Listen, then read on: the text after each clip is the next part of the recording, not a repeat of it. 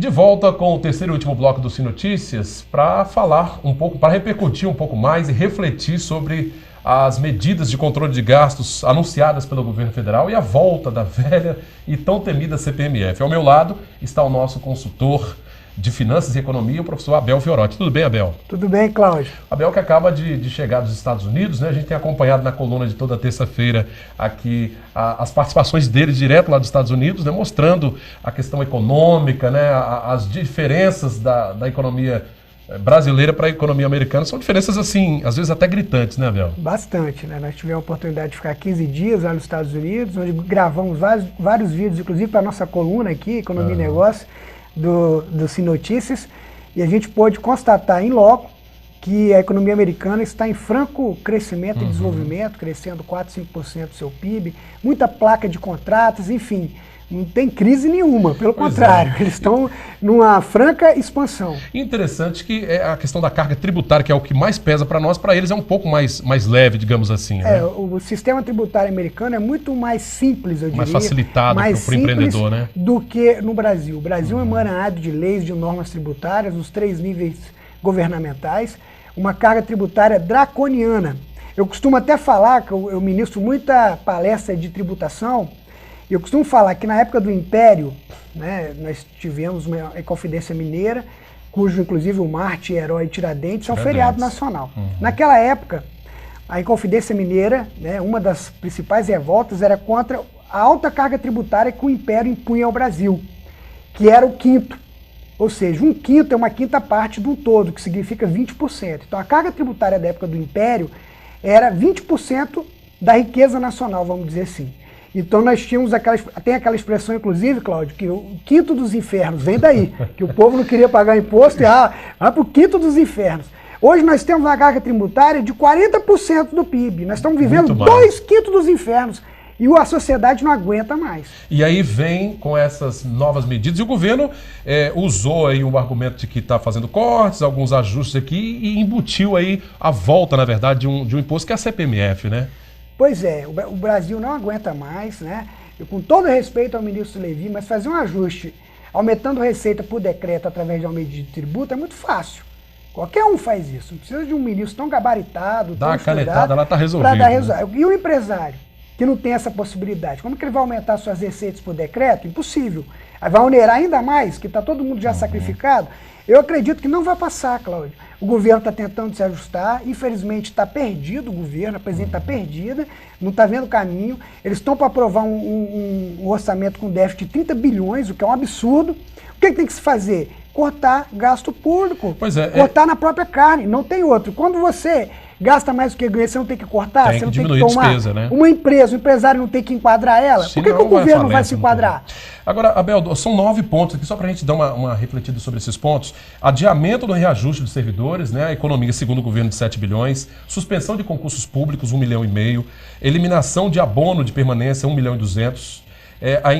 1 bilhão e 200, desculpa, a implementação do teto remuneratório do serviço público, 800 milhões de economia, segundo o governo, a redução do gasto com custeio administrativo da ordem de 2 bi, a mudança na fonte do pacto Minha Casa Minha Vida e Sem Minha Casa Minha Vida, a economia de pelo menos 8 bilhões, e cumprir o gasto constitucional com saúde, também esse corte na saúde de 3 bilhões e 800, além da revisão na estimativa de gasto com subvenção agrícola de 1 bilhão e 100. Você acha que isso aí não é suficiente para... Não, paliativo. Tem que cortar mais. É louvável, né?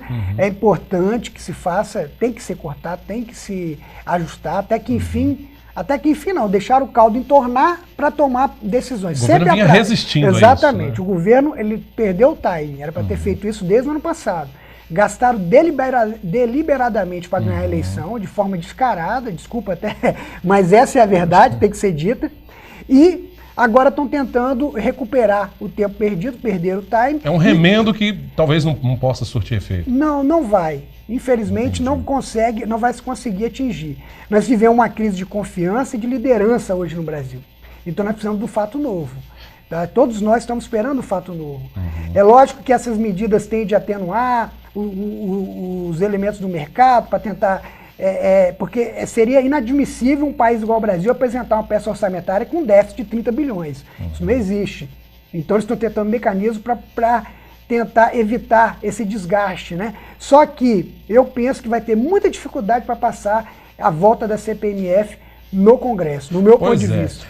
Quando foi criada por Fernando Henrique Cardoso, ela tinha aquele cunho de que vai ajudar a saúde, né, a gerir a saúde, é um recurso para a saúde, que acabou que não era usado também para isso. E agora vem com o argumento de que vai ser usada para cobrir o rombo da Previdência. Pois é, sempre na ideia, no Brasil, esse é o problema do nosso país. No papel, né, os objetivos são sempre muito bonitos, bem definidos, são louváveis, né, bem definidos.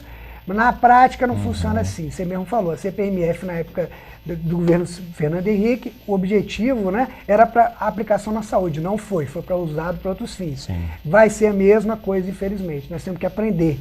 Chega, o Brasil não aguenta mais aumento de impostos, gente. Nós temos que dar um basta nisso. Na prática, Abel, para que as pessoas que estão em casa possam entender, esse aumento na carga tributária, nos impostos, acontece o quê? Menos investimento, as empresas acabam não conseguindo sobreviver e aí vai havendo desemprego, é tudo isso junto? Com certeza. Tem um economista que chama-se a curva de Laffer, né? Um economista que já escreveu isso lá atrás e publicou em universidades americanas, em que diz que chega um determinado momento que a carga tributária, um nível de carga tributária, que ao invés de aumentar, a arrecadação cai. Então o governo diminui, retrai a atividade econômica. O governo, aquilo que eu falo, a gente nunca aprende, a gente acaba cometendo os mesmos erros. Precisa de uma mudança. O Brasil precisa dar uma chacoalhada, tem que mudar. Porque tem um limite também, né? Reorganizar. Então, agora, Abel, quando se fala em ajuste para alcançar a meta de superávit, né, aquela diferença de fechar as contas no vermelho ou no azul, qual é o plano do governo para 2016, por exemplo, com esses ajustes aí? Eles estão tentando ajustar para conseguir um superávit primário em cerca de 0,7% do PIB, o que eu não acredito que vão conseguir. Você acha que ainda não vai ser possível? Acho difícil, dado essa farra de gasto do governo federal.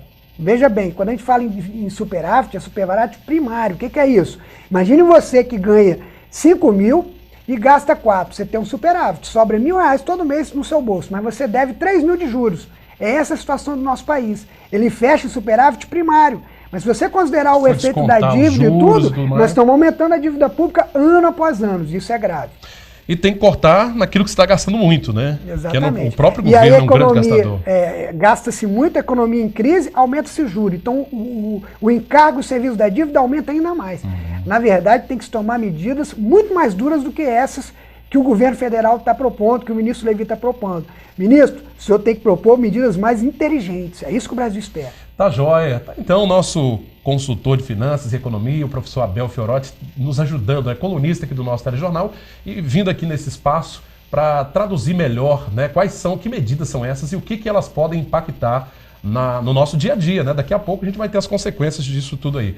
Abel, muito obrigado pela presença, viu? Eu que agradeço, é sempre um prazer estar aqui participando do Sim Notícias. Tá jóia. Forte abraço. Toda terça-feira dentro do nosso jornal você confere a coluna do professor Abel Fiorotti. Gente, esta edição do Sim Notícias está terminando. Você pode, claro, sugerir reportagens, entrevistas, né, os assuntos aqui para o nosso telejornal. E-mail para mandar a sugestão, pautalinhares@redesim.com. O nosso conteúdo está no facebook.com/tvclinhares e também no YouTube. Ligue para a nossa redação, o telefone aparece no seu televisor, 3373-2000. Obrigado pela sua audiência. Até a nossa próxima edição. Sim Notícias, Linhares se vê aqui.